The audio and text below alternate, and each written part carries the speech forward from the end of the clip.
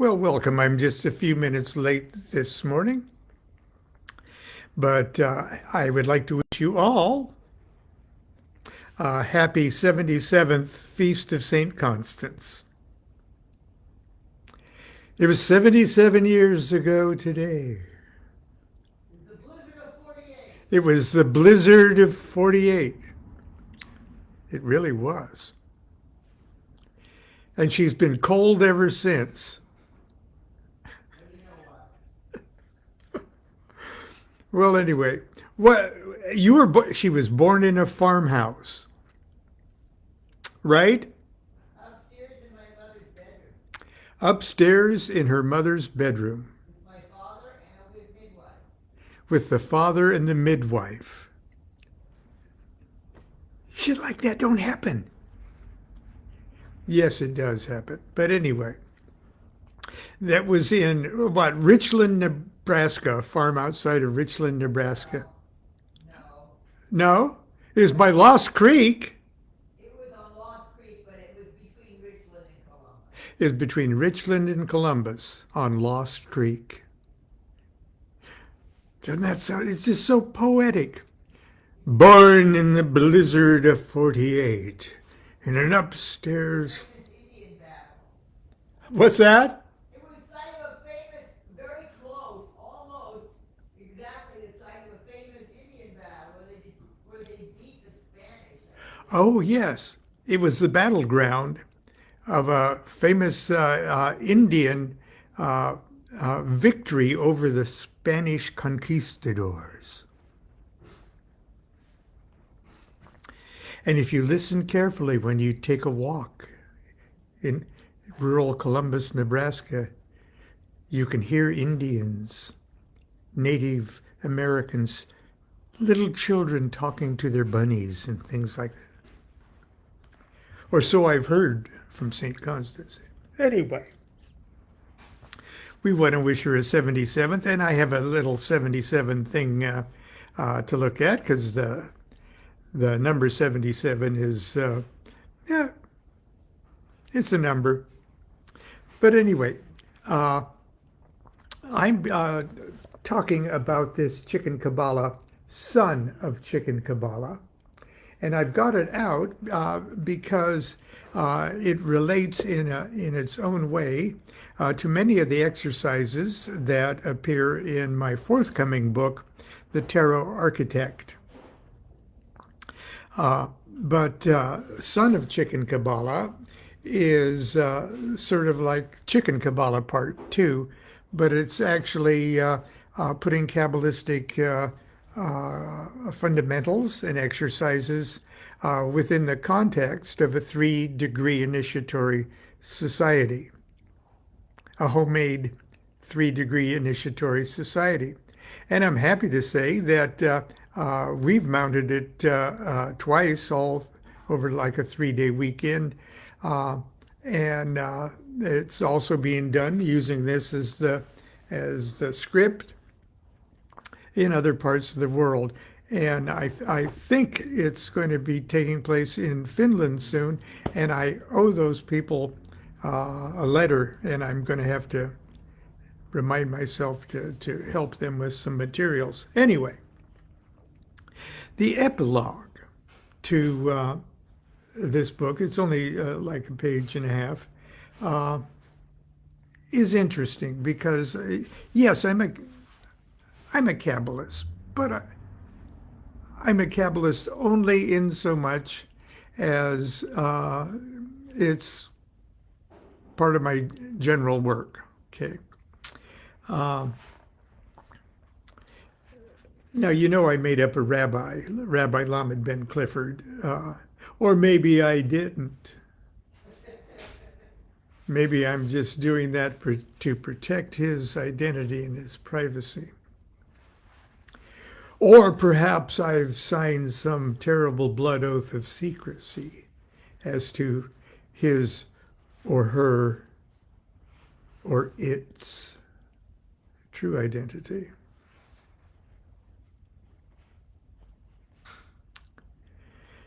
But anyway, here's the epilogue to the whole son of Chicken Qabalah.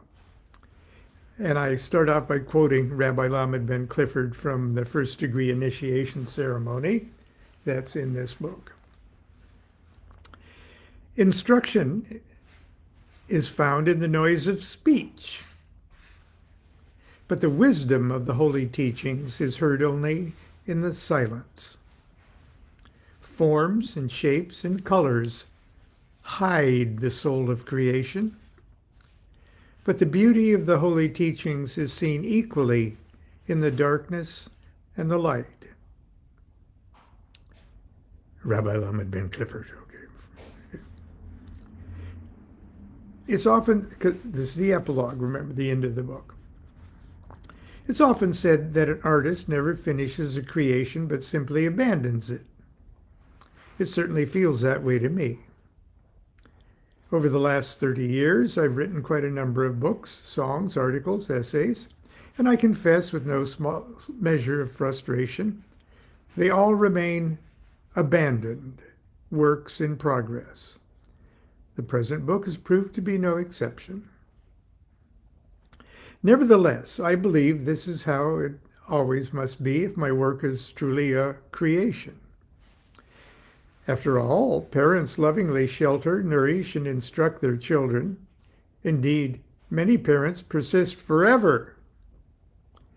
But naturally, there comes a time when the child, as a viable creature, must be unleashed upon the universe to do whatever must be done in order to fulfill and exhaust his or her cosmic potentiality.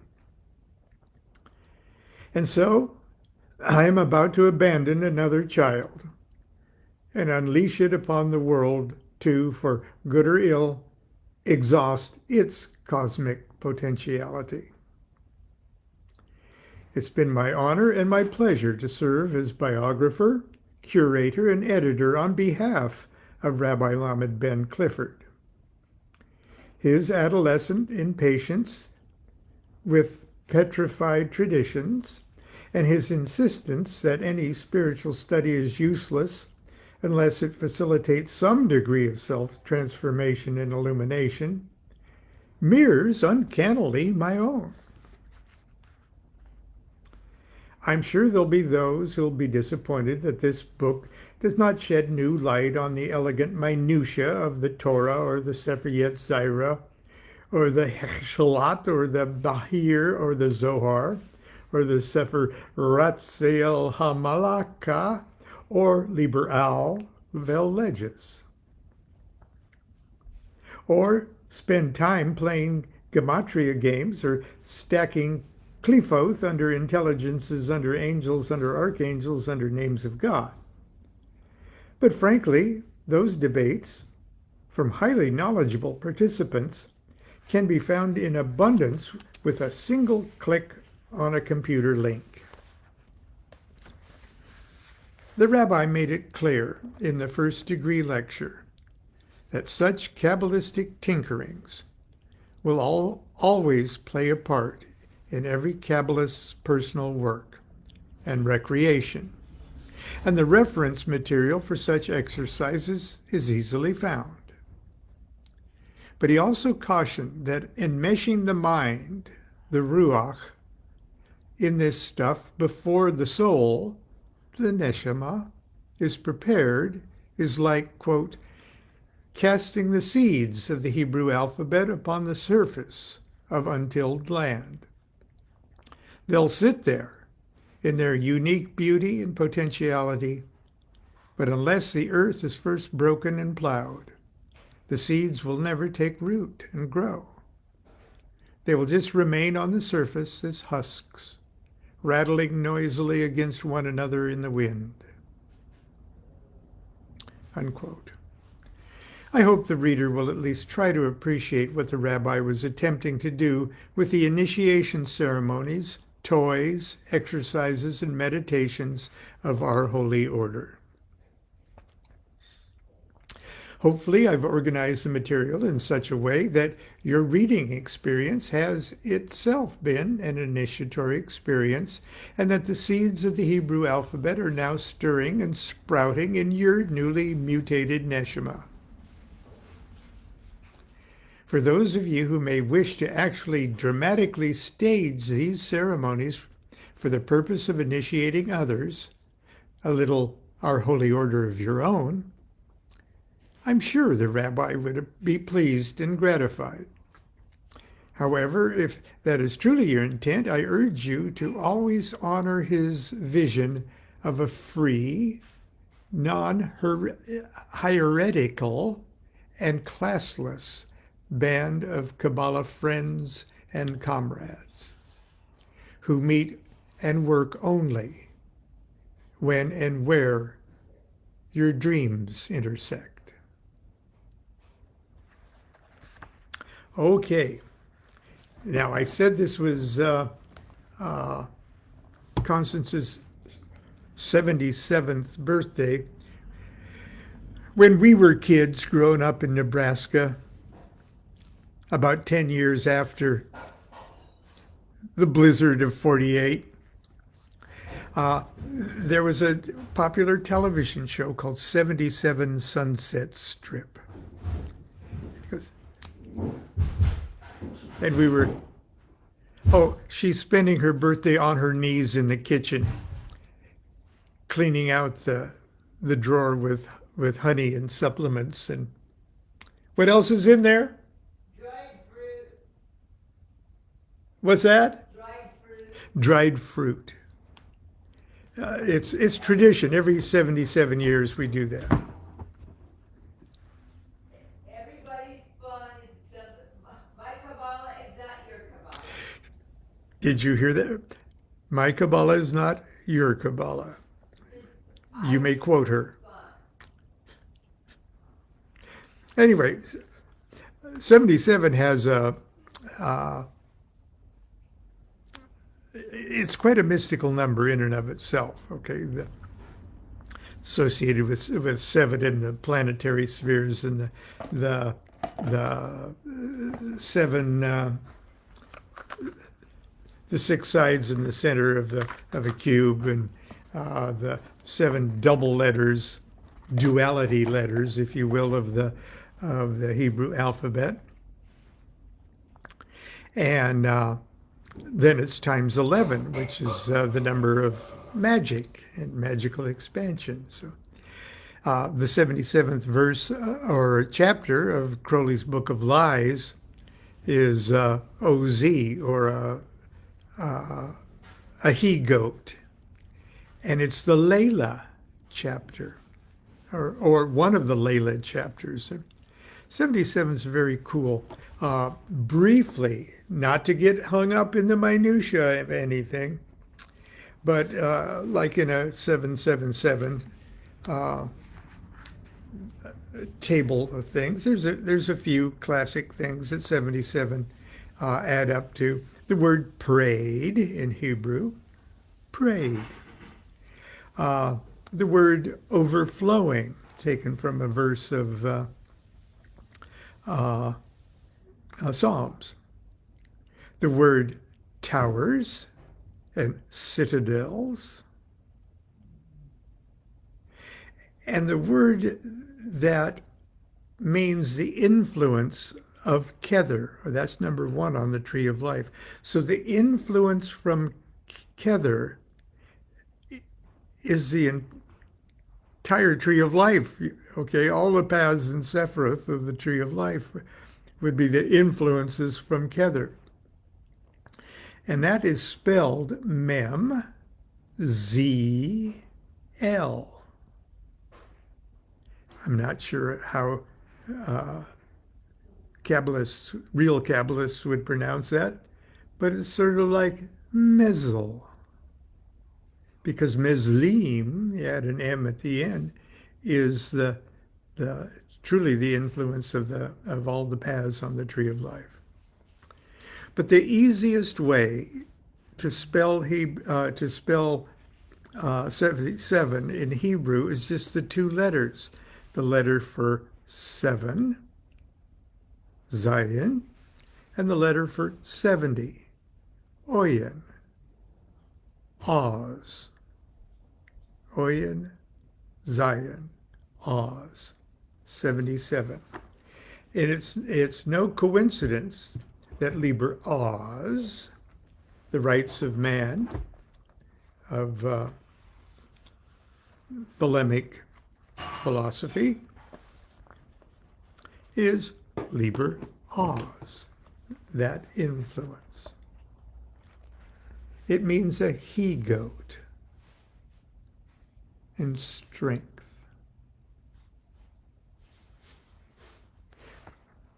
Shall we see what Rabbi Lamed Ben Clifford says about just those two letters, O-Z? This is from the third degree initiation lecture. Well, it's not the lecture, it's part of the, okay, starts off with all of the influences, the three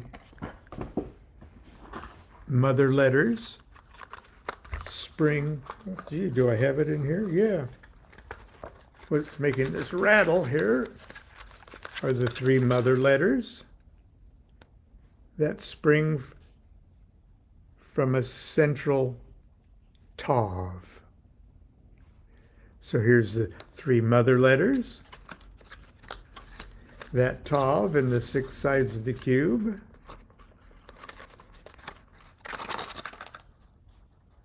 Are the seven double letters. Saturn is that special letter, and this is placed inside the dodecahedron, which is the 12 simple letters, and it's all rattling around inside that. The influence of Kether is a vibration. And so the officer shakes the rattle and says, all substance lives and struggles evermore through countless shapes continually at war, by countless interactions interknit. Now let me find Ayin for us, so we'll have a proper audiovisual.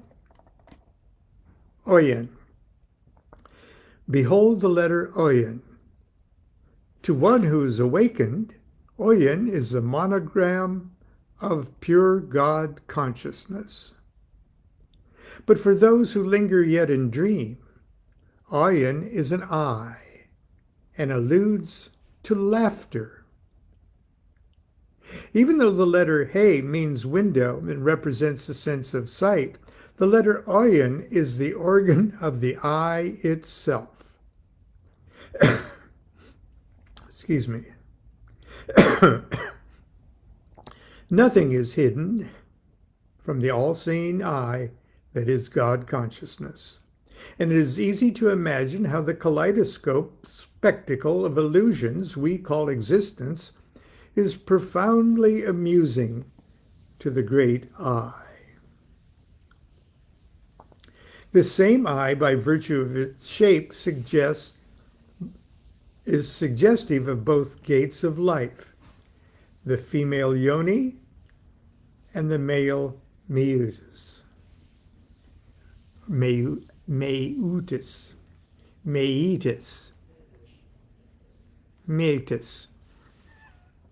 It's that little lip-like thing at the very tip of your John Thomas. In the dream of space and time, Ayin is the zodiac sign Capricorn, the cardinal sign of Earth. Capricorn, who is ruled by the mature and stern disciplinarian Saturn. Capricorn, where the strong and active and warlike Mars is lifted up and grows strong and rejoicing when he passes through the sign of Capricorn. The countless interactions interknit between Ayin, Capricorn, and all the other letters, whose elements, planets, and signs stand in harmony with or hostility to Earth, Saturn, and Mars, chart the ever-changing battle plans of the dream wars of Ayin. Now, at that time, the candidate has been given a long stem rose with the thorns still in it. Seize now the rose of Ayin. Press its thorny stem against the upper blade of your sword. They're holding a sword too. So the beauty of the flower crowns and adores the cross hilt, or the cross guard of the hilt. Now, it's a painful little grasp there. The dream of pain, the dream of pleasure. The battles of the letter Ayin are never resolved while we dream, but only when we awaken. Now, the next letter, Zain, is this. And let me find Zain. Why, it's almost right here in front of me. Zain. All substance lives and struggles evermore through countless shapes, continually at war by countless interactions interknit. Behold the letter Zain. To one who is awakened, Zain is the monogram of pure God consciousness. They all start like that. They all start like that. But for those who linger yet in dream, Zain is a sword and alludes to the discerning sense of smell. As a sword cleaves a head from a body, Zain distinguishes wisdom from foolishness, truth from falsehood. Zain is the sword that can separate you from dangerous or unworthy influences, or isolate you from enlightenment.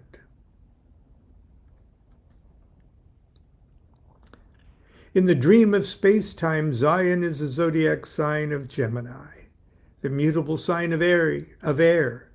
Gemini, who is ruled by playful, communicative, and slyly deceptive Mercury. The countless interactions interknit between Zain, Gemini, and all of the other letters and elements and planets and signs, they're all inside here, okay, that stand in harmony with or hostility to air and Mercury, chart the ever-changing battle plans of the dream wars of Zain. Seize now the rose of Zain and press its thorny stem against the upper blade of your sword. So the beauty of the flower crowns and adores the crossguard of the hilt. The dream of pain, the dream of pleasure. The battles of the letter Zain are never resolved while we dream, but only when we awaken. Now you can probably guess the candidate is taken on a zodiacal trip around a large floor cloth of a 12-pointed star.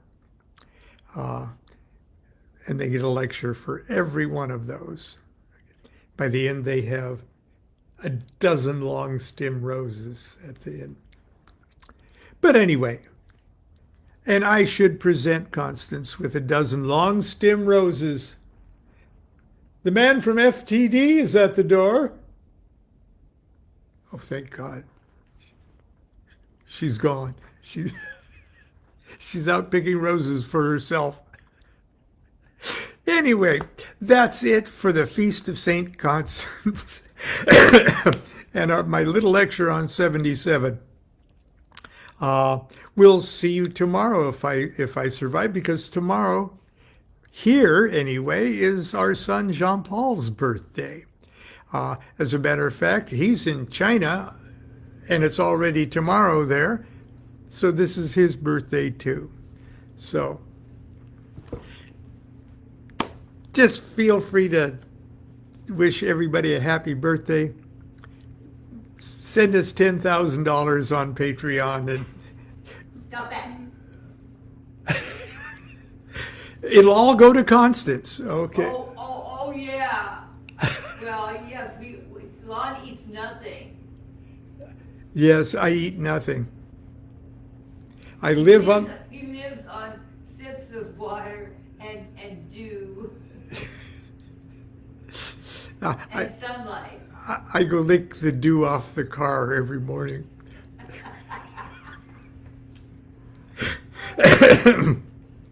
And see how it works? Okay, we'll see you tomorrow. Until then, do what thou wilt shall be the whole of the law. Love is the law, love under will.